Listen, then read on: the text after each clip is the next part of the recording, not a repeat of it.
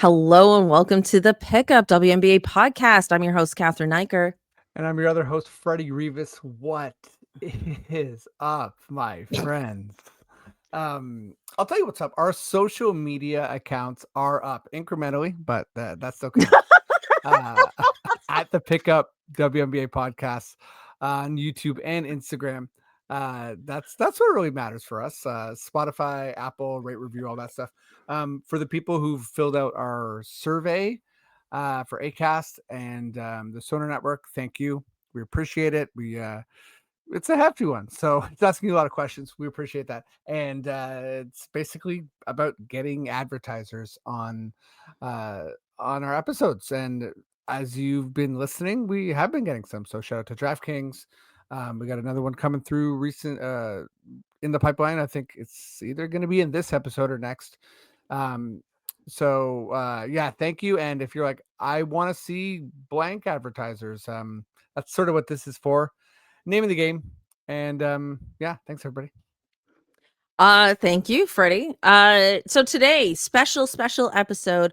Joining us is friend to the show, author. He's just written a book. I have it. If you're watching on YouTube, I have it here. The Golden Generation: How Canada Became a Basketball Powerhouse. All about how Canadians. Oh, look, even Zelda's in the shot for you. Aw, Zelda.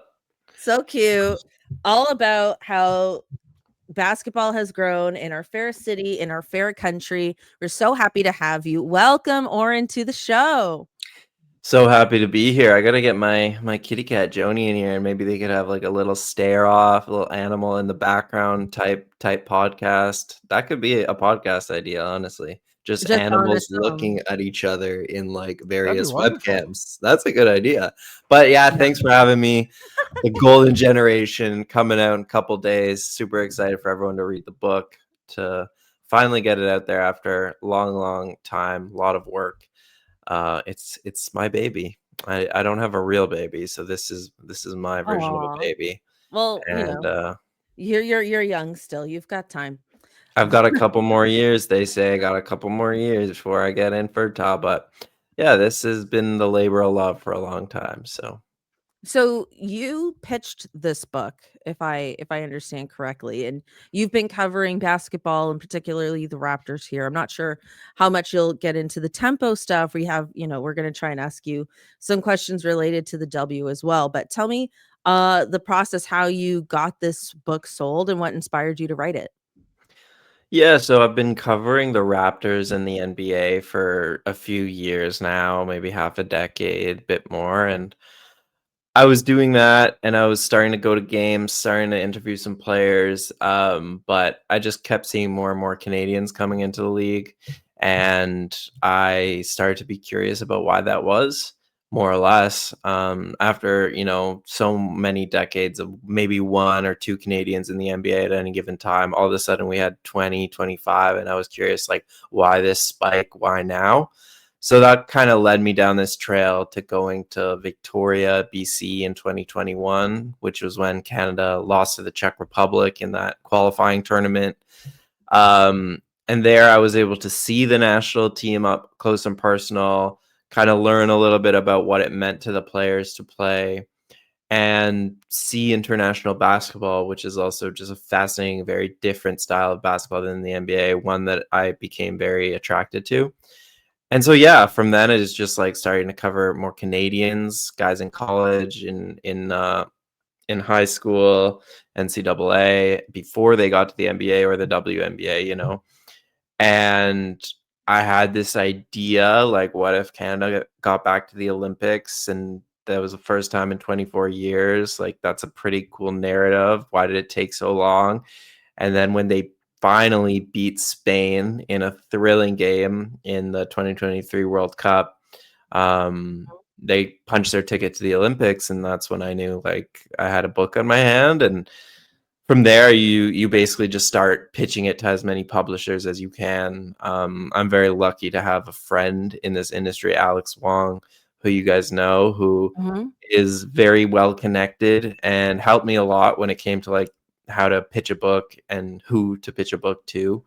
So I definitely owe him a big thanks when it came to like getting it off the ground. And then yeah, from there you just see if anybody's interested. And luckily ECW Press, which is a Canadian publisher, was, and the rest is history. That's incredible. Congratulations, man. That's it's nice to hear about Alex and having someone that will look out for you. And I've always wondered when we spoke with people who've written books, the journey you go on, like the one that you're expecting to go on, and then the kind of like other things you experience, like you said, like absorbing all this new basketball in Europe. And we got a lot of questions for you, but I also just want to comment that is a sick cover. Like I know it's not.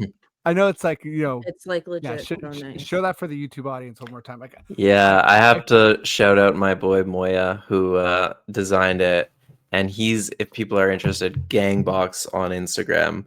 Moya Garrison, who I went to school with for many years, good friend of mine, and now is an illustrator. So he painted all that by hand, and then he transposed it to a computer somehow. Wow, But yeah, it's so beautiful. good. Very beautiful. Yeah, Cathryn has the book right now. Is there like a special forward from anyone? Like is the forward of significance, or are you just like we're diving right in here? No, we dove right in. We dove right in, baby. It's only me in this one. Only my words are being written. I thought about that though. If they ever win, a medal at the 28 Olympics, say, and there's a new edition of the book, then maybe there'll be a forward there. There's, a book is an evolving thing. It doesn't have to just be one edition. So hey, never say never. Very cool. Yeah. Freddie, do you want to alter? Do you want to alternate? Yeah, sure. Yeah, I was like, I wasn't sure if you're coming in with something, but yeah, I can. No, it's all good. No, we're just gonna work this out and leave it in. Yeah. Well, yeah. One thing we were talking about is like we can see the direct correlation between the launch of the Raptors and the growth of basketball, like overall in the country. But do you, it's early to say, but do you foresee the tempo having like a similar impact on women's basketball in Canada? Like, do you think that the tempo specifically is going to inspire women to, but for there to be like more Canadians in the WNBA? Yeah, no, it's a really good question. Like, first of all, the Canadian women, like that program has had a lot of success, more success than the men. The reason I didn't really include them in the book is because right now it didn't feel like the right time, because the program and just like where the women are in Canadian hoops, it always ebbs and flows with the men too. And right now it's in a little bit of a downgrade, just in terms of like we have so many good women, but most of them are still like at the college level right now. And they're not yet on the senior team. They're not yet like really performing at like international competitions. That's why the last couple, the Olympics and the World Cup, Canada really struggled on the women's side. So that's kind of where we're at with the national team on the women's side. And the good news is that there are a ton coming up the pipeline already, even without the presence of a professional league in Canada, a professional team in Canada. That's good news. I think a lot of them were inspired by, honestly, other women on the national team, as well as like the Raptors and stuff like that. But yeah, the tempo is going to be great for a number of reasons. One is that they're different from the Raptors in the sense that like they've included in the actual framework of the team that they're going to play throughout the country, right? Like the Raptors only ever played in Toronto, and like sure, people could watch them from their TVs and maybe like a preseason game here and there, but you had to like go to Toronto to watch the Raptors, and that's not going to be the case with the tempo, which I think is huge. Just being able to see that up close and personal, to experience like a women's basketball culture that I'm sure in every city they go to is going to sell out and be really good is going to be great.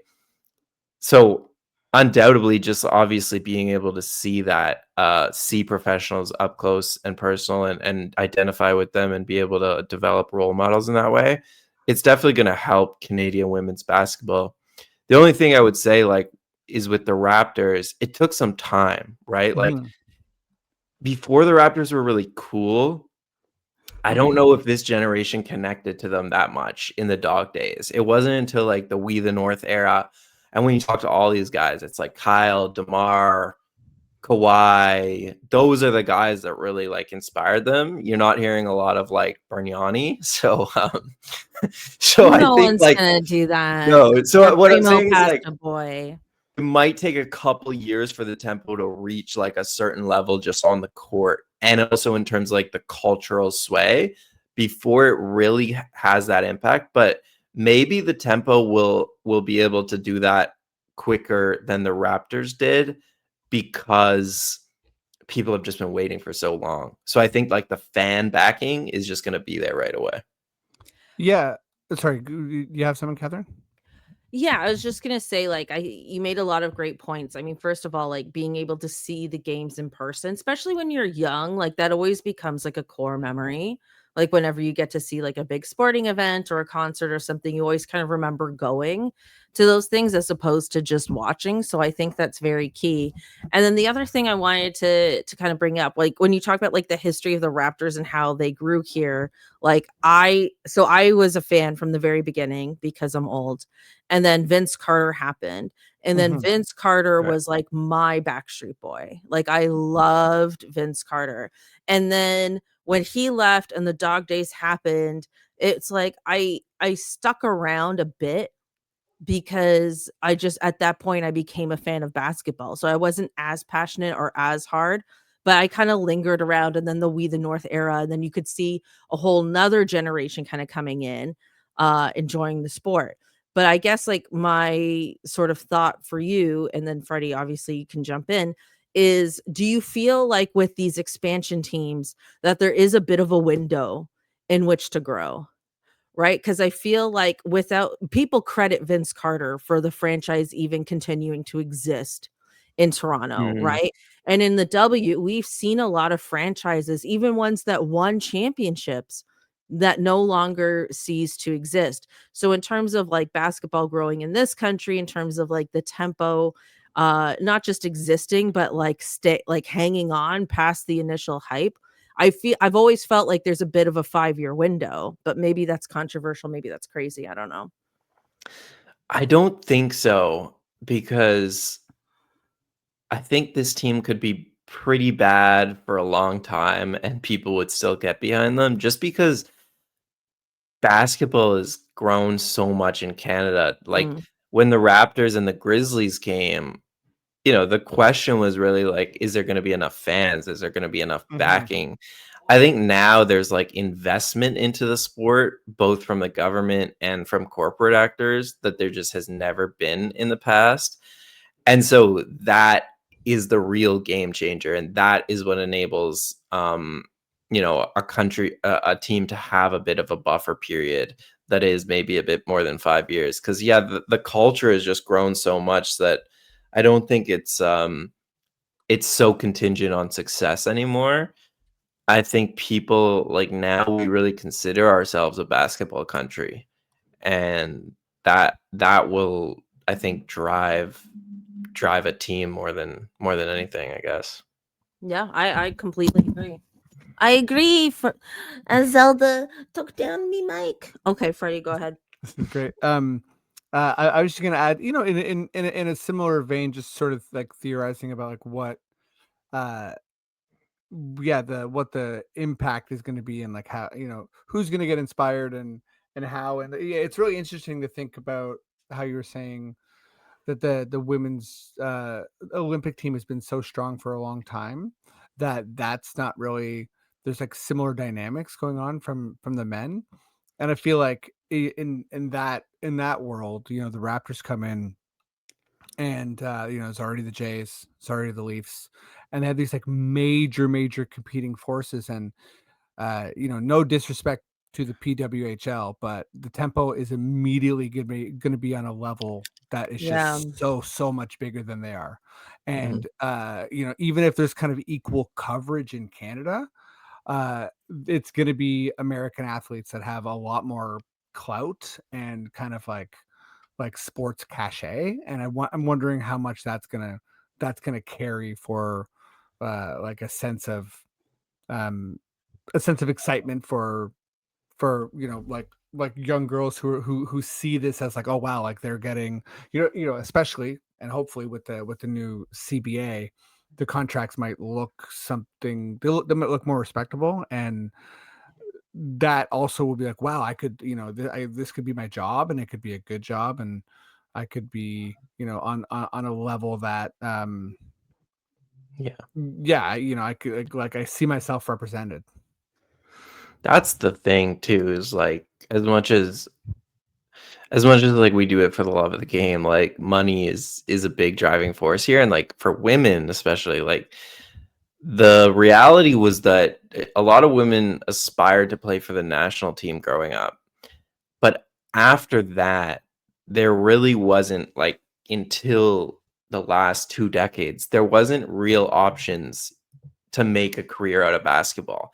Now there's obviously like a ton of money you can make overseas, a ton, and the WNBA is starting to be this too. But like for way too long, I think women in Canada saw basketball as this thing that like was great, and like you want to represent your country, you want to be an Olympian, but it wasn't really this thing that like you could feed your family doing.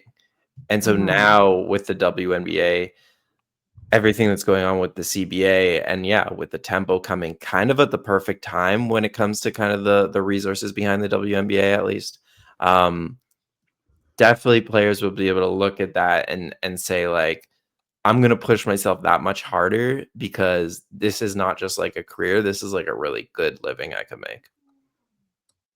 Yeah, absolutely. And that's something we're going to be following so closely this off season. Like it's going to be absolutely wild. Um, I also wanted to ask you about an announcement that came out less than a month ago, I think, is that the NBA is expanding to Europe and they're going to have an official European league starting in 2027. I think this is going to impact basketball in a lot of different ways. I mean, one, I personally, I think this could end up almost being like the new G League, like the European G League is what I think they want it to be. Yeah. But also I think it's gonna put more eyes on players that are already international. I think it's gonna possibly create more jobs for players. I don't know. I want to ask you like Yeah. how you think this is going to affect international basketball in general, but also with the Canadian league as well. Like I feel like this is going to possibly shift that in maybe not necessarily a positive way for Canada, but possibly. You tell me.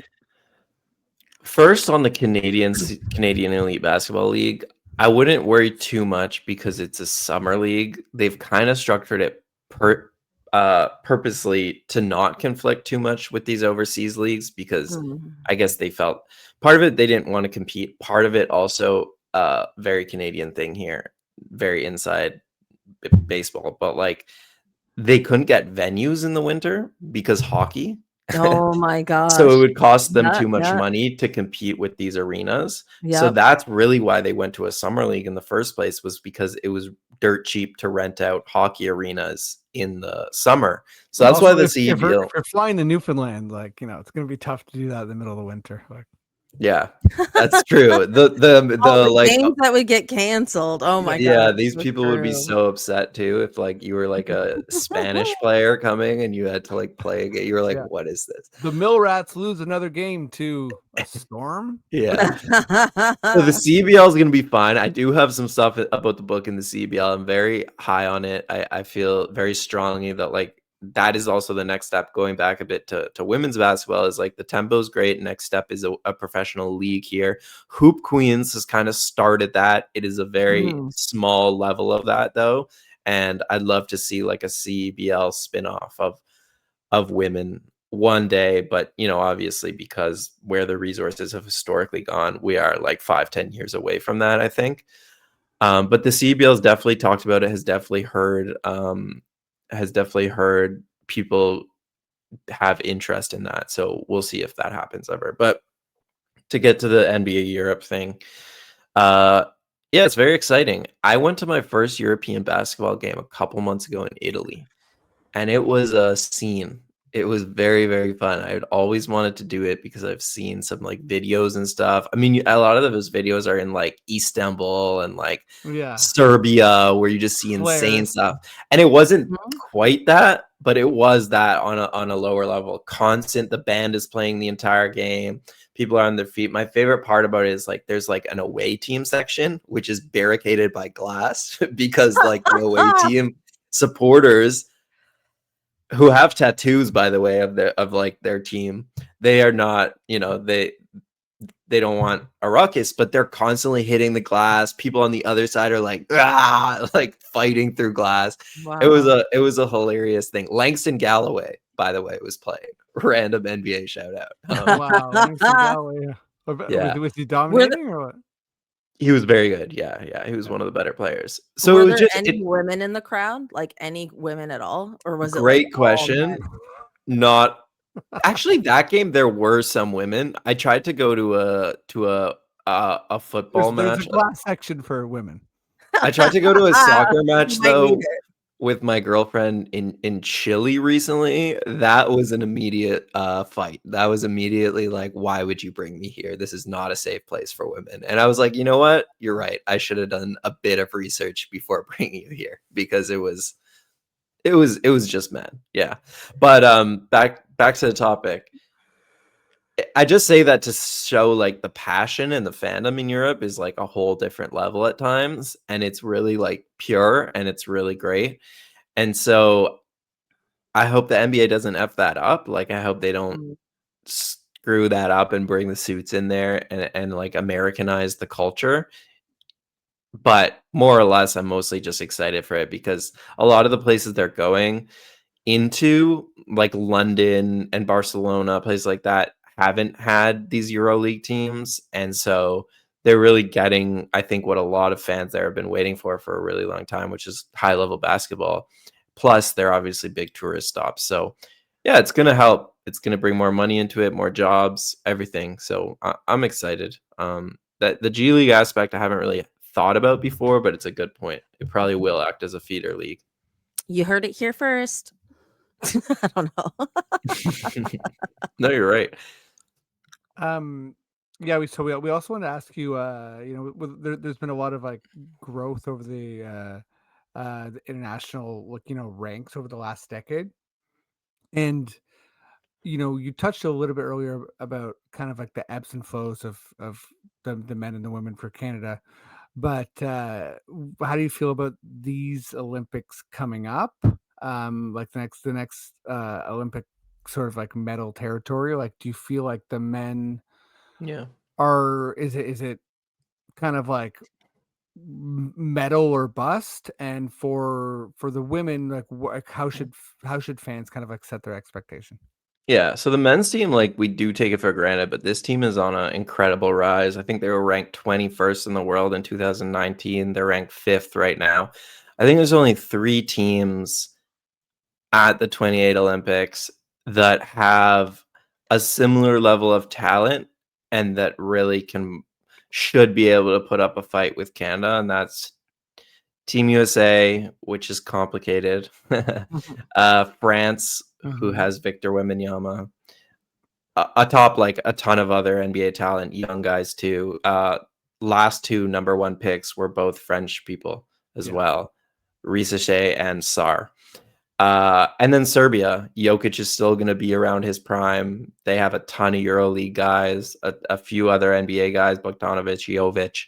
So those are to me like the big 3 outside of Canada, and those are the 3 that I expect to put up a real fight. And in a win or go home situation, it's like any of those teams could win gold.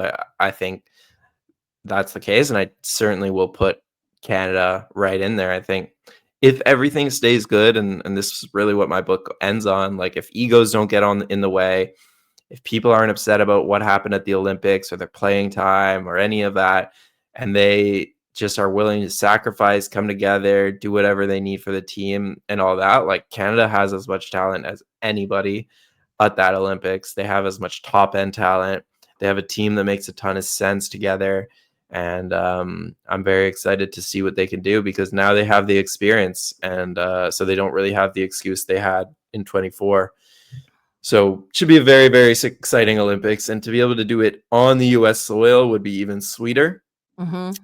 The U.S. is obviously in a transition era right now with like Steph, LeBron, KD. These guys are old as F going into 2028. I don't know if I could swear, so I'm just going to keep saying that. Ooh, I think you Oh, can you swear. can Yeah. swear, yeah. So I mean, I'm obviously very hopeful that Canada can take down the U.S. at that Olympics, but it remains to be seen. Before I want to hear what you have to say about the women as well, but can I just ask, like, as someone that's like, used to do a lot of NBA podcasting, and it's like falling off a little bit, are we still in search of bigs for Canada men's basketball? Is it sort of like, Zach Edey, you better hold it all together for us, or are there more guys out there who are kind of 6'8" and up, that are gonna be able to pose a serious threat to? Yeah. Good And I know the question. style's different, but No, it's a good question. I would start with Zach Edey, because no matter who else I'm gonna say, Zach Edey's 7'4", and you're gonna have to stop Jokic, and you're gonna have to stop Wembanyama. There's not a lot of humans on earth who can like physically do that, and Zach Edey can. So hope is that he stays healthy and develops over the next 2 years in Memphis. I know he's committed to the program. I think health has just been an issue for him. So Mm-hmm. that's a huge swing factor for Canada. He really rounds out the roster. But there's also some other bigs coming up the pipeline, like deeper cuts that people might not be super familiar with. But like Kabengele right now is playing in Dubai, EuroLeague team, very, very good big, will most likely be on that roster. And then there's also some young guys who are now just entering college and who might be ready, but might not, but are really exciting bigs. And then in the NBA, you also have this kind of cohort of Leonard Miller, Keyshawn George, who had a really good start to the season with the Wizards, had a good AmeriCup with Canada. And then you have like Brandon Clark, like these like big 6'9" types who aren't like super traditional center like, but are definitely an improvement on what they had in 2024. So I would put it that way. It's never going to be the strength of their team. That's always going to be the guards, as long as this iteration is the case. But definitely looks like it'll be an improvement over last Olympics. sweet. Yeah, and then the women's side, it's hard to say. They had a ton of turnover, like at the coaching ranks. They've had 3 coaches now in the last like 4 years. So that part is a little confusing. And I think what we'll see in the World Cup and the Olympics is a really young team. And whenever you have a really young team, it's hard to have a ton of success. But they could definitely surprise some people, just because there is so much talent right now, mostly in the NCAA, and then a few in the WNBA as well. But yeah, like the NCAA talent, like really some of the best players in the NCAA right now, like a Delani Gibb and Silas Swords, are Canadian. So they're going to be around 22 years old when that comes around. Should be good enough to make Canada competitive, but I wouldn't expect Canada to have the same kind of medal hopes that the men have at that point. I even though me and Cathryn cover the W, W fans know that there's 3 rounds for the draft, and if you get drafted in the 3rd round, you're basically just immediately going overseas. Like, you're not gonna. There's so few roster spots. But deep cut for any Canadian basketball fans. But the Indiana Fever actually drafted Yvonne Ejim, Yeah. Melvin's sister. So I didn't realize it was like a full basketball family scenario. But she's 23, so I mean, I don't know if she's in the sights of the program or. Oh yeah, she's been playing with the program forever, and the program's really helped her develop too, because she's from Calgary, which isn't exactly like, actually it's turning, it's becoming more of a hotbed, but historically not a lot of infrastructure there. So she's leaned heavily on that program, and yeah, she'll probably be part of those teams, but there's a lot, like it's coming, and there's not a lot of coverage, but even like Sarah Basu, I'm not sure how you pronounce it. She's from Quebec, and she also almost just got drafted, but went and was playing overseas for the first time this year. So the Canadian pipeline is definitely like every year now, which never used to happen, but every year now we're gonna have players go either to the W or overseas, and it's just building up the contingent. That's awesome. It's exciting. Very exciting, very exciting. We deserve it. We do. It's been too long. Yeah. This wasn't a question we scheduled, but or talked about, but I just wanted to throw this out there to you. Me and Cathryn are both writers. I don't do the extensive writing that she does, and I'm curious, like, what type I of don't do the extensive clowning that you do. So Oh, there you go. You know, we all have different skills, but like, I'm curious what type of like difficulties like you overcame in this process. Like, I'm sure there's like a lot of different ones, but like if something jumps to mind as like Ones of the it's mental health kind. Yeah. yeah. I mean, honestly, straight up, I'm sure you're like, am I going to lose my goddamn mind? Yeah. But yeah, no, like it's just, is there anything that you'd like to share as far as like like undertaking this process, and kind of, is there anything you were sort of like, I'm not sure if I'm gonna be able to do this? Yeah. It's one of those things that I think you always hear like writers complain about books and like, oh, never do that. That's a lot of the advice I got. Like, oh, you're an idiot. Don't write a book, And I think what it comes down to is when you put your name on a book, it becomes this personal thing, and you want it to be perfect, and you put all this pressure on yourself, as opposed to like a piece. I write a piece like every week for a magazine. I don't care that much at the end of the day, because next week I'll write a different piece. But with a book, it's like, this is my first book. It might be my last. I want to get it so perfect. So I put like so much pressure on myself. And that just created this. The challenge really was like those off hours, when I would put like the computer away and stop writing for that day, I would keep thinking about it. And I have this like challenge like internally still, because it's like, there are some positives to that, like hyperfixation. There's ideas I would get like in the shower or whatever, Right, or right. like in bed, that I would jot down and that made it to the book, made the book better. But also, you sacrifice your life. Like, your life just becomes this book for a year or whatever it might be, and that's super unhealthy. Like, I'm a very big into the work-life balance, pretty, anti just like the capitalist rat race stuff. you So don't for live me, for work, basically. exactly. So for me, it was a challenge to not like give into that fully, but that was very hard. Just like not thinking about the book all the time when I wasn't writing. So I had to do a lot of things very intentionally, whether it was like meditation or like exercise or like whatever it might be, just to like try to take my mind off it. Yeah. Yeah, thanks. I know I threw that at you. Thanks for sharing, because I feel like I've never worked on something so long term, but so deliberately, like as a book. I've done things for many years or whatever, but it's always been like an ongoing thing, and it's never been like, hey, I'm trying to sort of like draw this circle and close the loop, and like, yeah, it has to be a perfect circle. That's not even something I would have thought about. So, yeah, that's cool. I hope you're feeling excited. Relieved. I'm excited. Yeah. No, I'm super relieved now. Like, I'm so happy to get it out there and for people to be able to read it and to have this thing that will hopefully stand the test of time, which is different than how a lot of content works. When you're in this freelance writing industry, it feels often like, oh, cool, like my thing is on the front page of Sportsnet today, and then you look an hour later and you're like, where did that piece go? I can't locate it. So I'm excited for something that will be there for a long time and can be passed down and all that stuff.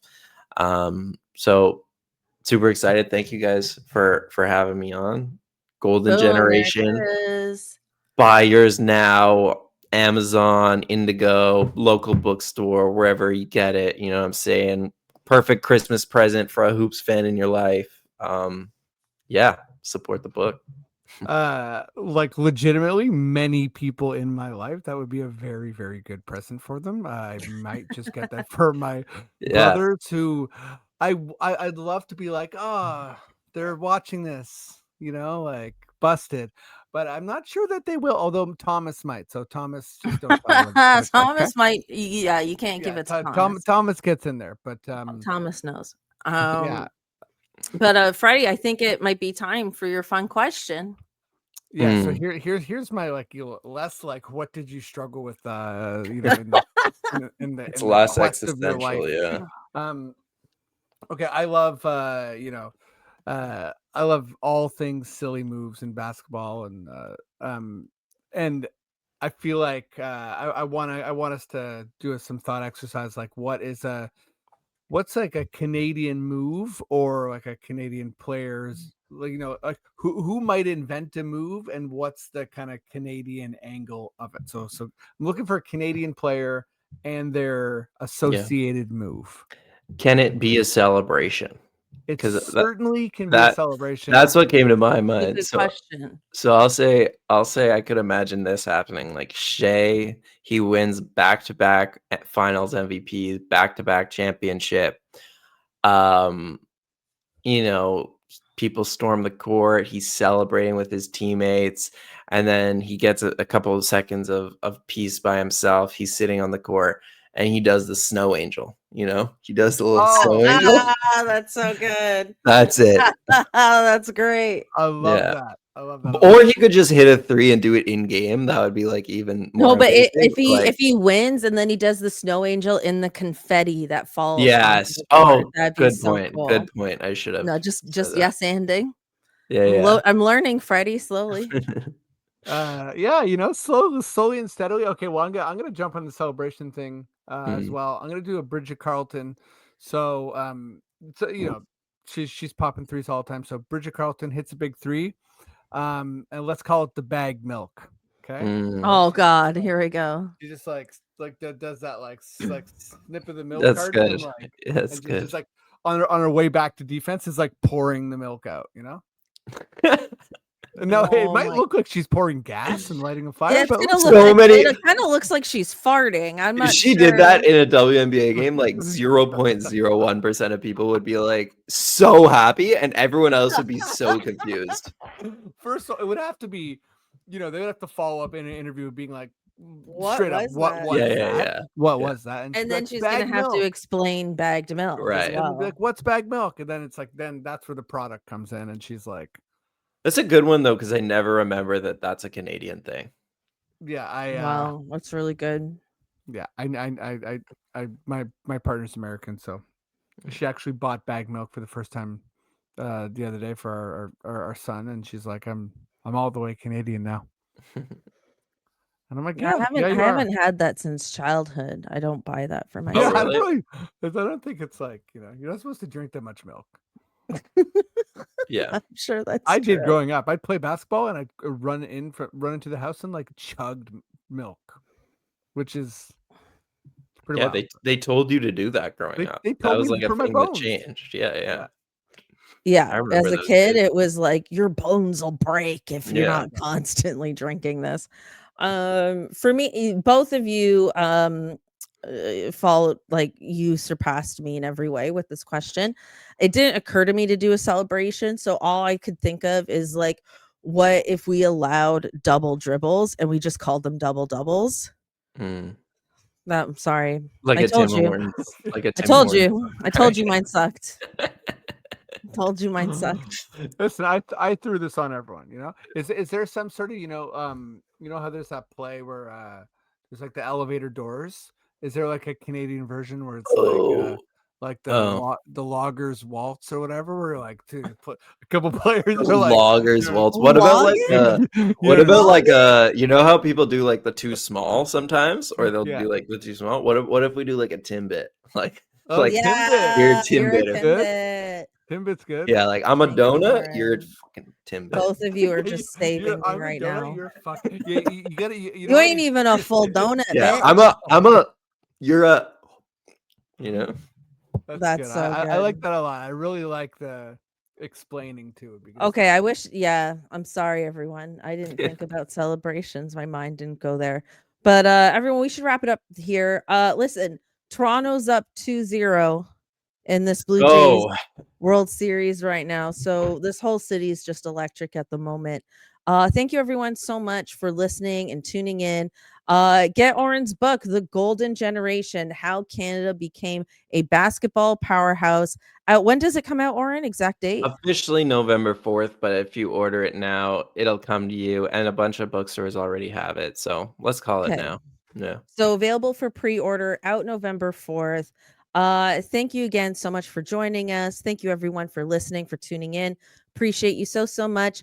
Like, subscribe, leave a positive review, all that good stuff, and we'll catch you next time. All right, awesome. my pleasure. Thanks, Okay. guys. Thanks. Bye.